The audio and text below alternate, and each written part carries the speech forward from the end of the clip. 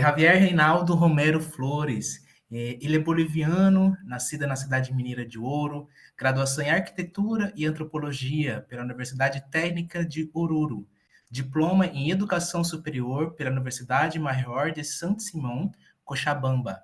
Especialização em Museologia Etnográfica pela Mimbacu, Osaka, mestrado em Ciência Social pela Universidade de La Cordillera, La Paz, e doutorado em Estudos Culturais Latino-Americanos pela Universidade Andina Simón Bolívar, Quito. Então, seja bem-vindo, professor Javier. Eu peço para você, então, aí estar posicionado, né, dentro da mesa, junto com a professora Ana. Agradecido pela presença. E vamos lá com a conferência do professor. Buenas tardes a todas, a todos. Inicialmente quisiera agradecer por la invitación para estar presente con ustedes. Eh, Voy a exponer un proceso festivo en la ciudad de Oruro, en Bolivia. Es una ciudad a 3.706 metros sobre el nivel del mar, con un clima frío, y es una ciudad minera, no muy grande, pero este proceso festivo se da desde el siglo XVIII-XIX con la organización de gremios de comerciantes de los mercados, todos ellos inmigrantes de el área rural. Los orureños, yo soy orureño, somos lanzados a este proceso festivo. Esa imagen del lado izquierdo soy yo con un oso, un personaje de una de las danzas de la fiesta en Oruro, una danza muy representativa de la ciudad, que es la danza de la diablada. A la derecha podemos ver los diablos que están en esa misma festividad. Esta imagen es del año 69. Uno vive en la ciudad de Oruro y va asimilando esa fiesta como se la presenta desde la cultura dominante.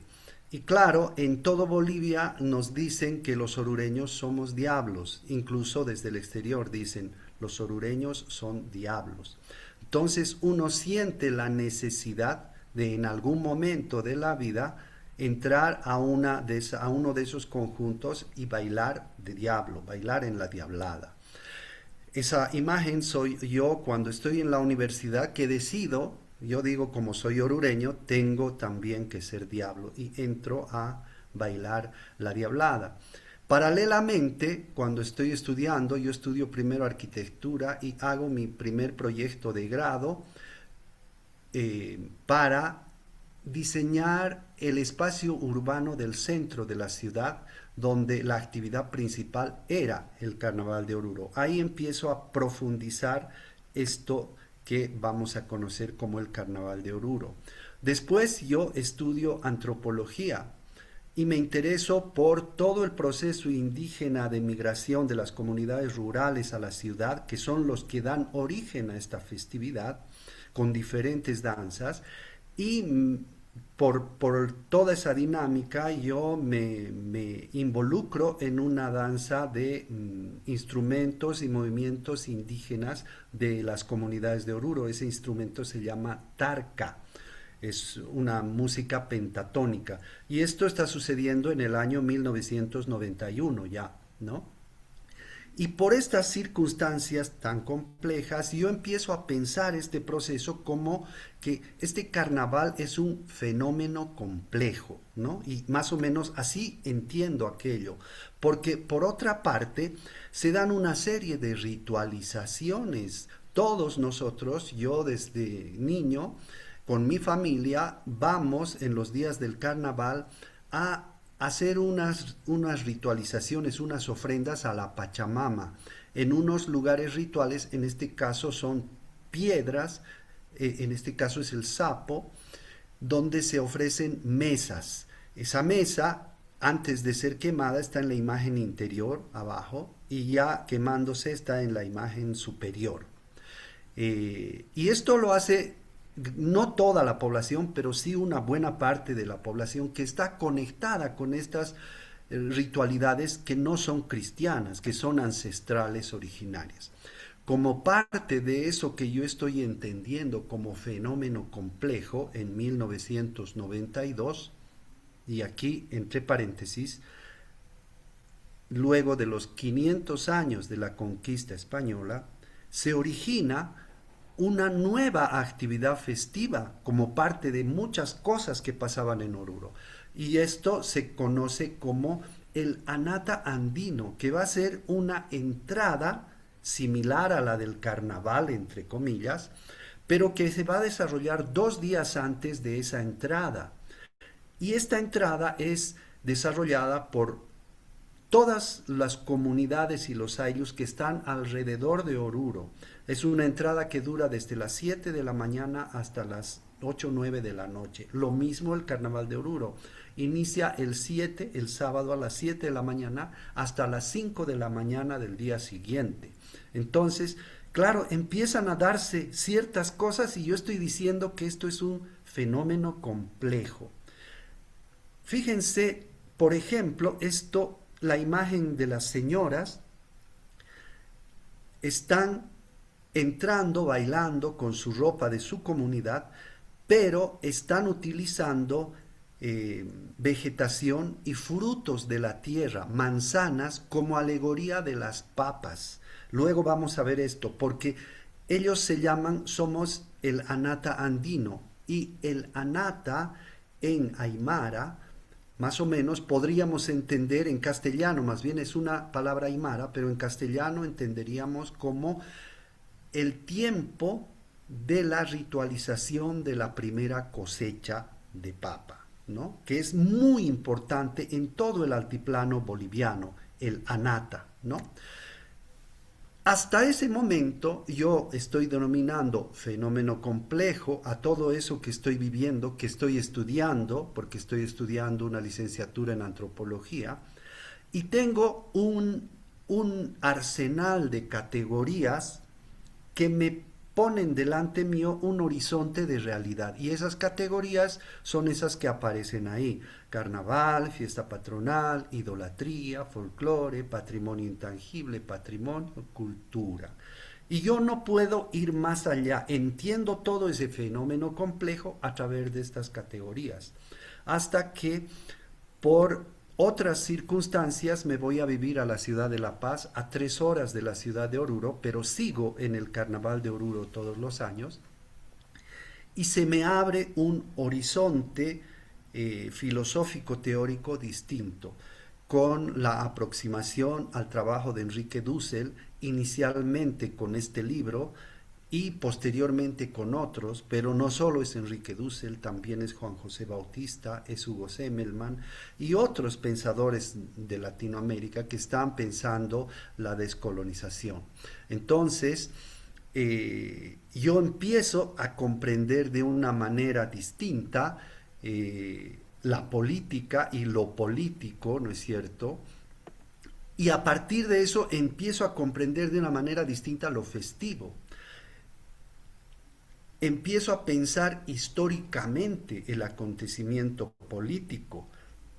¿Cuál acontecimiento político? En ese proceso me doy cuenta que lo que estaba sucediendo con el inicio de aquella Anata andino era básicamente un acontecimiento político. A partir de aquello empiezo a detectar un proceso de vaciamiento epistémico que se había hecho en esa idea de carnaval, entre comillas, y empiezo a reflexionar sus consecuencias epistemológicas. Asumo mi existencia como parte del problema, porque al no comprender yo aquello, yo era parte del problema. Y empiezo a solucionar ese problema no tanto en el otro, sino en la mismidad que yo construía. Fue a partir de ese momento que empecé a recordar cómo yo había sacado fotos en aquel primer Anata.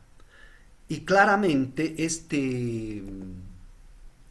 esta Anata nos está mostrando el acontecimiento político que se está dando en 1992. Ahí dice: maldita raza española de asesinos y explotadores, 500 años de resistencia al colonialismo, Hayaya Collasuyu marca, Y detrás de ellos vienen bailando, viene la fiesta, vienen los moseños, las hulajulas, los pinquillos. Todos esos son instrumentos indígenas bailando y haciendo música. Esto es, me digo en ese momento, una insurgencia festiva. Pero para decir eso he tenido que hacer todo un tránsito epistemológico, se ha dado un acontecimiento epistemológico en mi propia subjetividad. De pensar el anata como carnaval, he transitado a pensar el anata como irrupción festiva inicialmente. De ubicarme en la zona del ser, transito a ubicarme en la zona del no ser. De asumirme un sujeto racional, transito a asumirme un sujeto festivo, insurgente. Y de ser parte de la subjetividad colonial y colonizada, transito a serme parte de la subjetividad descolonizadora. Esto quiere decir que voy a, de pensar la realidad como una totalidad dominadora, transito a pensar la realidad como una exterioridad insurgente. Y es todo este proceso, vamos a denominarlo, pues, un giro epistemológico que lo estoy viviendo en ese proceso festivo, pero no se está dando de la noche a la mañana, es todo un proceso largo. Javier, Y aparte, disculpa, te sí, vamos a interrumpir un momento porque no está en paralelo la traducción de las libras. Entonces vamos a mirar. Thaise, Oi, Thaís.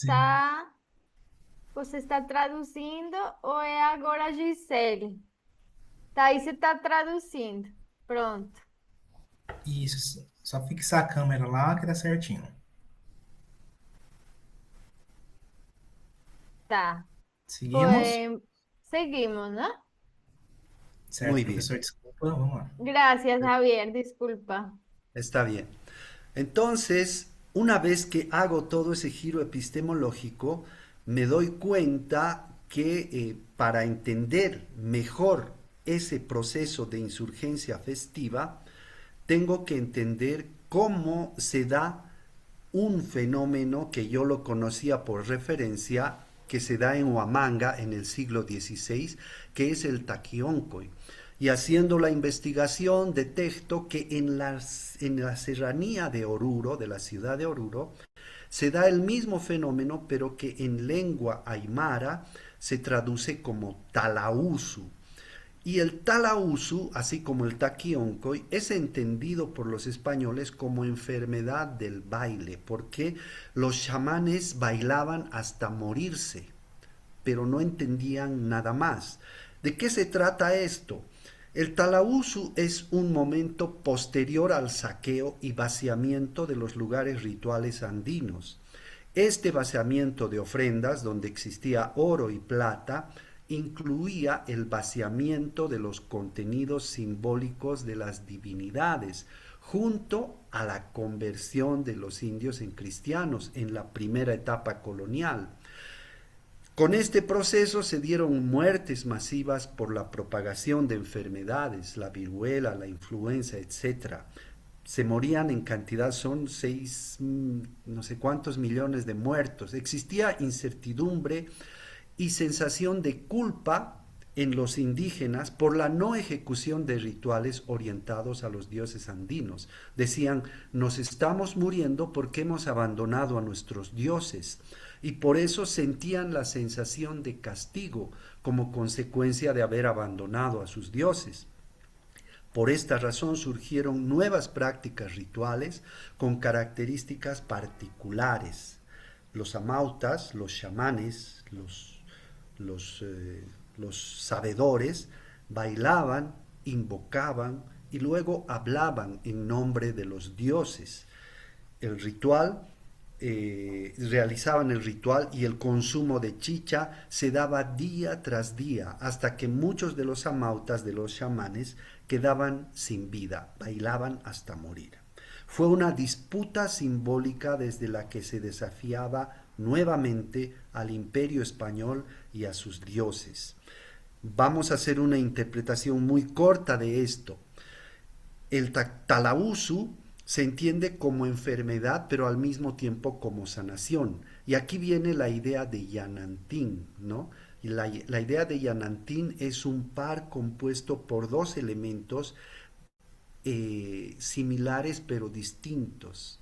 Esto es un poco difícil de entender a la primera, pero más o menos este ejemplo de la primera explicación, ¿no? La enfermedad como una sanación. Para los españoles, la enfermedad era ser idólatra y la sanación era la cristianización. Mientras que la enfermedad para los indígenas era el vaciamiento de su vida, de su ritualidad, de sus dioses, de su forma de vida. Y la sanación era la recuperación de los dioses, y al recuperar los dioses estaban recuperando su forma de vida. Y la vida se empezó a dar en esa contradicción entre dos elementos contradictorios, ¿no? Y eso es más o menos Yanantín. Los sentidos del Talausu posteriormente, ya en los siglos XVII, XVIII, XIX, tienen que ver, por una parte, en los españoles como demonización. Para ellos el Talausu era la demonización de la vida, eran los demonios que habían invadido a los chamanes, mientras que para los indígenas el Talausu era una posibilidad de insurgencia política a través del ritual. Ya posteriormente el Talausu fue mestizado, se empezó a hablar de mestización en la población mestiza de las ciudades, ¿no? Ya no como Talausu, sino como fiesta patronal, como vamos a ver más adelante, ¿no? En este primer momento, esa mestización en los indígenas aparece como posibilidad de descolonización, de liberación, aunque no manejaban todavía este concepto, ¿no es cierto? Y en este primer momento, el Talausu va a generar consecuencias ya incluso hasta el siglo XX, como es la folclorización de los rituales y de las culturas indígenas, por una parte, pero como contraparte, la internalización en la subjetividad de la insurgencia, pero que no está presente en buena parte del siglo XX. Esta insurgencia aparece con mucha fuerza en 1992 como insurgencia festiva, gracias a esa internalización que se da en los rituales y en las danzas. Algo más, en este primer momento vamos a entender el Talausu en las dos miradas, en las dos vivencias. A partir de la llegada de los españoles, se va a generar un proceso de torturas, de muerte, de destrucción, de saqueo, de robo, y con el abandono de los dioses, más bien con la promesa incumplida del dios colonizador, que era darles, digamos, abundancia, etcétera, y con la presencia del dios español en las comunidades aparecen más bien enfermedades, todo lo contrario. Las comunidades tienen abundancia de desgracias en lugar de abundancia de vida. Y esto produce la negación de la posibilidad de creer en lo propio. Además, ellos no estaban creyendo en sus dioses, porque se habían dado la apertura de creer en los españoles. Estaban en proceso de conversión a indígenas, ¿no? Y este proceso de conversión, más bien a cristianos, este proceso de conversión al cristianismo va a producir el abandono de los parientes del mundo sobrenatural. En el mundo andino los dioses son parientes, son nuestros iguales, aunque están en otra dimensión, pero son nuestros iguales. Nos colaboramos, nos ayudan cuando necesitamos ayuda y les ayudamos cuando ellos necesitan ayuda. Entonces, esta complejidad de la noción de enfermedad va a traer una penetración a las entrañas de la tierra y de la vida, una penetración de algo que podría, o sea, putrefacción, todo se estaba muriendo, se estaba deshaciendo, se estaba destrozando, desde la naturaleza misma de la tierra, pasando por la vitalidad del mundo sobrenatural y contaminando las mentes y los cuerpos de la comunidad humana en su totalidad. Además, se había logrado la inferiorización como idolatría de un sistema complejo de relaciones con lo sobrenatural, que servía de base para la producción y reproducción de la vida, ¿no? Y para salir de esto, esa sanación tenía que ser la recuperación de los dioses.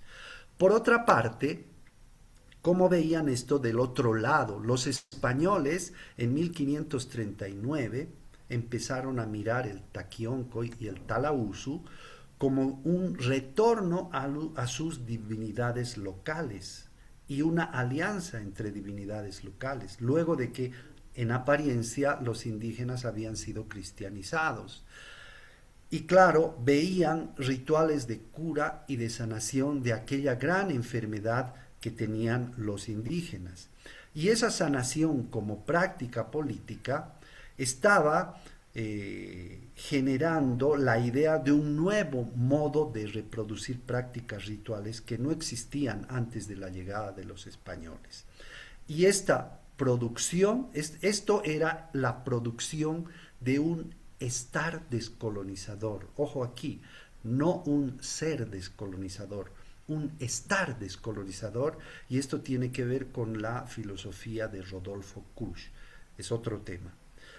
Y esto se daba desde un horizonte de liberación. Toda esta complejidad de la noción de enfermedad, entendida así por los indígenas, era mirada por los españoles como la enfermedad, como el culto idolátrico era la enfermedad. La apostasia era la enfermedad.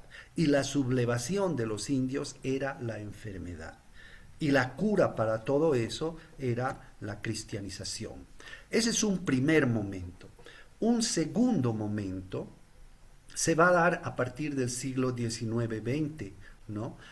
Por lo menos ahí se consolida la fiesta patronal, un poco, ya casi como la conocemos ahora, pero esta fiesta patronal era celebrada por los indígenas que se habían ido a vivir a las ciudades, a la ciudad de Oruro, ¿no? Eran indígenas que vivían en las ciudades y que celebraban una fiesta patronal. Y ellos hacían sus danzas, danzas de diabladas, danzas de morenadas, danzas de llameradas, muchas danzas, por lo menos unas 15, 16 danzas. Esta imagen es del año 1910 o 16, si no me equivoco, y esta entrada para la Virgen de la Candelaria, los habitantes de la ciudad que no participaban en esta danza, en esta fiesta, la denominaban danzas de indios. Esas son las danzas de los indios y ellos se distanciaban de esta fiesta patronal. Esta es una imagen del año 1950 y pico. Detrás de estos diablos está el templo del socavón. Ahí están los pasantes, los que corren con los gastos de la fiesta. Esta es otra imagen de esa misma época en la casa de los pasantes, los que invitan la comida para los que danzan, ¿no es cierto? Y esta es una imagen del templo del socavón. Al lado derecho hay una parte del templo y al centro está un pórtico por el que se entraba al templo del socavón y la gente que está realizando la fiesta de los indios en las afueras del templo del socavón. Paralelamente a la fiesta patronal, desde el siglo XVI, XVII, XVIII, en la ciudad de Oruro se realizaban estos rituales que los habíamos visto al inicio, en los que yo desde niño he participado, los rituales a la Pachamama. Esta es otra piedra que está en los cerros ahí cercanos a Oruro. Uno puede ir caminando, uno tarda 1 hora caminando, 40 minutos, y ahí realiza las ofrendas a la Pachamama. Esta piedra se la conoce con el nombre de cóndor. Junto con estas formas de ritualización ancestrales, la ritualización cristiana, entrar de rodillas luego de haber bailado 4 kilómetros, llegar al templo y atravesar el altar de la Virgen de rodillas, ¿no? Ahí está un conjunto de diablos con su ropa de ensayo, de práctica. Este es un ritual que se hace en la noche antes a la gran entrada del sábado de carnaval. Están echando incienso a los trajes de diablos para que estos trajes se luzcan de la mejor manera posible en el sábado de la entrada. Después de hacer eso, se va donde la Virgen y se le pide favores a la Virgen. Cada conjunto tiene un lugar, una sede o la casa del pasante donde se realizan estos rituales, y cada conjunto tiene una imagen particular específica. Es una reproducción de la Virgen de la Candelaria.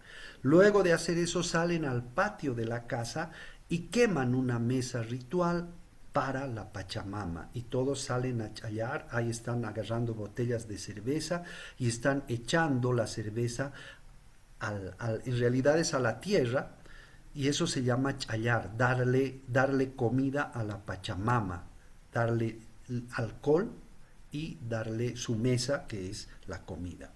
Este es el tercer momento del carnaval, cuando ya empieza un proceso de espectáculo y mercantilización de lo festivo. Esta es una velada en otro conjunto de diablos que son más de clase media, ¿no? Estos ya no celebran a la Pachamama, solamente celebran a la Virgen del Socavón, ¿no? Esta es la imagen que tienen de la Virgen, pero aquí hay algo particular. Ustedes pueden notar en la parte izquierda unos papeles pegados en la pared. ¿De qué se trata esto?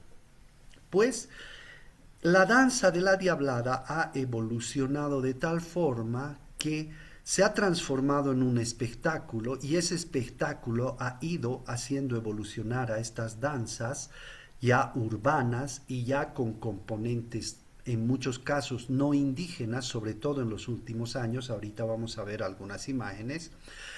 Y esas figuras son la coreografía que los danzarines van a realizar en el recorrido de los 4 kilómetros bailando la Diablada para hacer un mejor espectáculo. Y ahí está la organización con números. Los danzarines tienen que ir a acordarse, a anotarse para no equivocarse al día siguiente, porque tiene que salir una maravilla el espectáculo. Ahí está el altar más completo, pero además esa persona que está ahí casualmente es una turista colombiana atraída por este espectáculo. Turismo y espectáculo, ¿no es cierto? Y fíjense, esa es la ciudad de Oruro, esa es una diablada con su ropa de ensayo, y realmente es un espectáculo impresionante esta danza. Y cuando los vemos con sus trajes ya de la entrada, el espectáculo se vuelve mucho más explosivo, y en los últimos años se ha empezado a usar humos de colores que le dan una dinámica visual, como ustedes pueden ver, muy atractiva. Aquí vamos a ver otro conjunto más rápido para ganar tiempo, pero ha ido evolucionando del mismo modo, ¿no es cierto? Aquí podemos ver indios en trajes festivos. En este caso es una danza de morenada. Toda esta danza es morenada. Ahí están quemando una mesa ritual para la Pachamama en esta casa de fiesta, después de haber hecho el ritual para la Virgen adentro. Esto es una pareja de pasantes. Los pasantes son los que invitan a la fiesta a sus,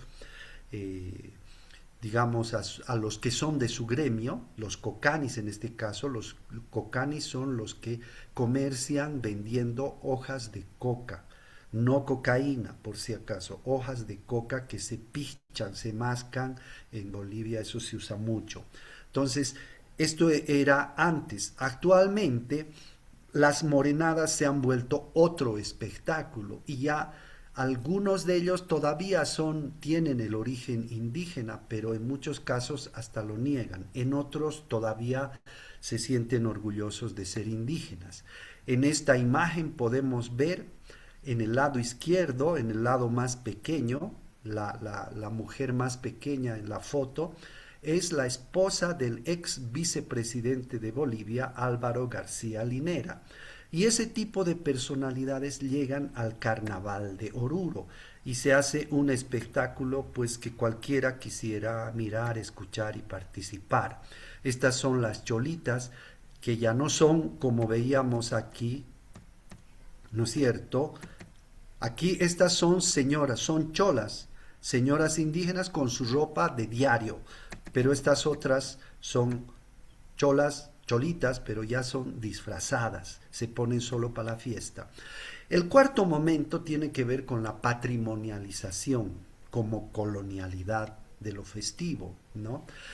A partir de que se empezó a trabajar con la idea de que el Carnaval de Oruro tenía que ser declarado obra maestra del patrimonio, la iglesia empezó a tomar más protagonismo, la iglesia católica, los que custodian el templo del socavón donde llegan los danzarines, y ellos empezaron a iniciar el desfile de conjuntos. Pero no solo eso, posteriormente empezamos a ver este tipo de sacerdotes, como el que vemos en la imagen, que aprovechan, son sacerdotes que llegan de Italia, de Francia, de Colombia, de extranjeros, se mueren por venir para conocer y hacen al mismo tiempo de turistas, pero además son ellos los que entran agarrando la copia de la declaratoria que nos ha dado la UNESCO a los orureños como obra maestra, ¿no? Entonces, a partir de estos 4 momentos, yo he transitado de comprender el Carnaval de Oruro como un fenómeno complejo a comprenderlo como una dinámica festiva que contiene un conflicto político, de pensar una totalidad dominante como algo dado en la realidad. He transitado a pensar la coexistencia de 3 modos festivos en conflicto, o sea, dándose un conflicto que se da y se transforma y cambia, un conflicto. Esos 3 modos festivos son el anata, el carnaval, el anata, que es de origen aymara, andino, el carnaval que llega con los españoles y la fiesta patronal que no es carnaval, pero que también llega con los españoles. Y esos 3 modos festivos se conflictúan, ¿no?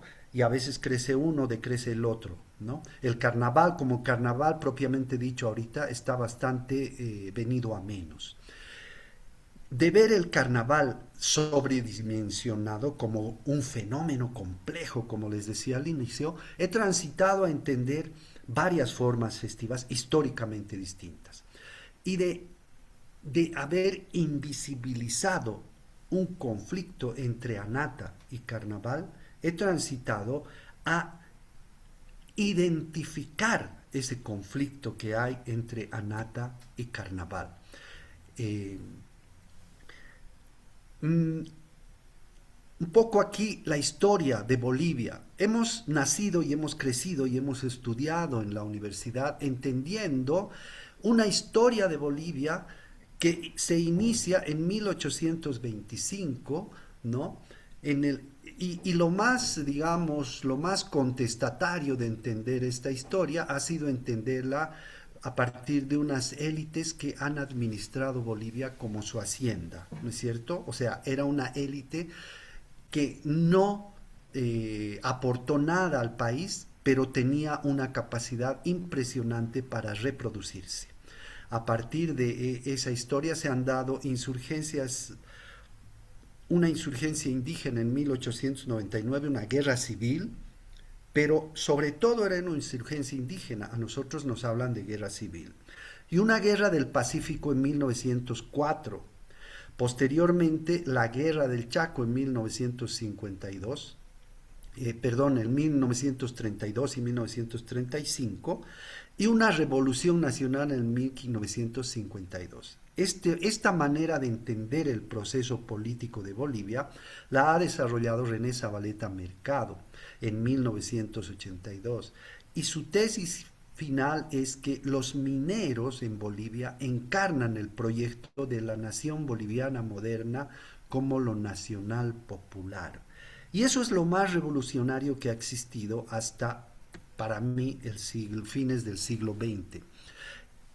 Entender lo festivo en Oruro y esa insurgencia festiva me ha llevado a trazar otro itinerario histórico que me ha llevado a, primero, a entender la conquista y el mito de la modernidad, entender el taquionco y el talauzu en el siglo XVI, entender las sublevaciones indígenas entre 1750 y 1785 y la insurgencia con el nombre de guerra civil, que era la insurgencia de Pablo Zárate Vilca, otro indígena en 1899, hasta entender el acontecimiento festivo de 1992 con la insurgencia del Anata Andino, que después, como parte del carnaval, es denominado obra maestra del patrimonio oral e intangible de la humanidad.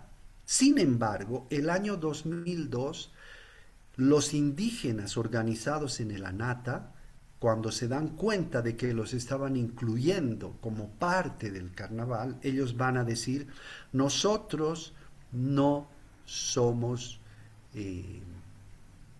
intangibles, nosotros somos tangibles. Y ellos se van a declarar patrimonio vivo, natural, material de las culturas originarias, ¿no? Y a partir de ese momento yo voy a entender recién cómo se da ese acontecimiento político desde lo festivo en Oruro en 1992. Pero esto gatilla, o sea, genera, o más bien es parte de un proceso que se estaba dando en Bolivia, que se ve en el 2000, entre el año 2003 y el 2009 como un acontecimiento político nacional, que interpela el proyecto de Bolivia como nación moderna. Y a partir de esa interpelación, al identificar ese conflicto en el proyecto de nación entre nación moderna y nación no moderna, se va a abrir un horizonte de sentido político a partir del cual va a surgir como proyecto de Bolivia un Estado plurinacional, que ahorita está en crisis y todavía está en discusión. No sé si puedo exponer unos 3 minutos o 5 minutos más o lo dejamos ahí.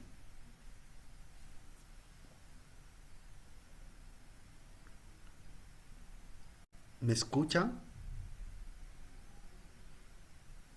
Sim, professor, escuta. ¿Puedo exponer un poco más o me quedo ahí? ¿Cómo está mi Mais tiempo? 5 minutos. Bien, bien. Entonces, yo quisiera profundizar esta idea de Anata, esta vivencia de la Anata a partir de la cosmovisión aymara. La cosmovisión aymara piensa un mundo en relación entre seres humanos sobrenaturales, seres sobrenaturales, humanos y naturaleza, a partir de relaciones de incompletitud como reciprocidad. Esta es la configuración del mundo. Este mundo se expresa en el tiempo y en el espacio. Y hay dos fechas claves en este tiempo: el 1 de noviembre, Todos Santos, y febrero-marzo, donde se realiza el Anata o Pujllay, pero no esta Anata que hemos visto en la ciudad, sino en las comunidades rurales, ¿no es cierto? Y este tiempo que tiene que ver con el espacio mítico entre los aymaras está dividido en un mundo que es el mundo de arriba, otro mundo, el mundo de los vivos, el mundo del medio, y otro mundo, el de abajo, el mundo de los seres del subsuelo. Y estos tres mundos se interrelacionan y tienen que ver con la dinámica entre la vida y la muerte.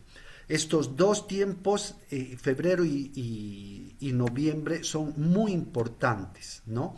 Ahí están los nombres en aymara y en quechua, ¿no? Primero está aymara, después quechua y después la interpretación en castellano. El mundo de arriba es el mundo en el que viven los seres de luz, son seres sobrenaturales, las deidades, los achachilas, y ahí entran a formar parte la Virgen, los santos católicos, Jesucristo, todos pasan a ese lugar en la cosmovisión de los aymaras. El mundo de los vivos está relacionado con todo lo que es naturaleza, pero incluidos los humanos. Y el mundo de abajo tiene que ver con otros seres míticos relacionados con otro tipo de espacio oscuro. La vida se inicia con la siembra de la papa en octubre. Y la siembra de la papa tiene que ver con la llegada de las almas que llegan desde el mundo de arriba y entran al mundo oscuro y trabajan en la germinación de este alimento hasta la llegada del tiempo de la cosecha, que va a ser en febrero y carnaval, el tiempo de Anata, ¿no es cierto? Este proceso que tiene que ver con la articulación de los tres mundos y de las tres entidades que hacen el mundo, los vivos, los humanos, la naturaleza y las deidades, ¿no es cierto? Va a consolidarse, va a generar un ritual muy importante en febrero, que después vino a ser el tiempo de carnaval, con la salida de estas almas que llegan en noviembre, se quedan hasta febrero, hacen crecer las papas y estas almas de esos muertos empujan esas papas que van a nacer con la primera cosecha. Pero para que nazcan, esto también necesita que los vivos jalen, ¿no es cierto?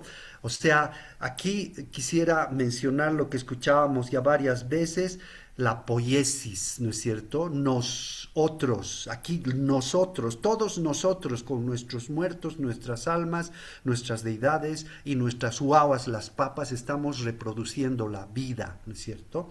Y a partir de ese empujar de los muertos y jalar de los vivos, se va a dar el momento así culmine del ritual donde están los seres humanos, la naturaleza y las deidades participando de este ritual que después se va a trasladar a la ciudad de Oruro y se va a transformar en eso que hemos visto inicialmente, ¿no es cierto? Un personaje fundamental en este ritual es el Tolca, es ese señor que está ahí. No voy a hablar mucho, es largo explicar esto, pero este señor personifica a un difunto reciente, a un muerto reciente, ¿no? Y es como un alma que está representando a un alma de un muerto. Y estos tienen una danza en esta época. Y es esta danza de estos señores que posteriormente en Oruro, con el tiempo y con las transformaciones y los movimientos de tiempo y espacio, es denominado demonio, diablo, y eso viene a ser la danza de la diablada en Oruro. Con esto cierro. Muchas gracias por su atención.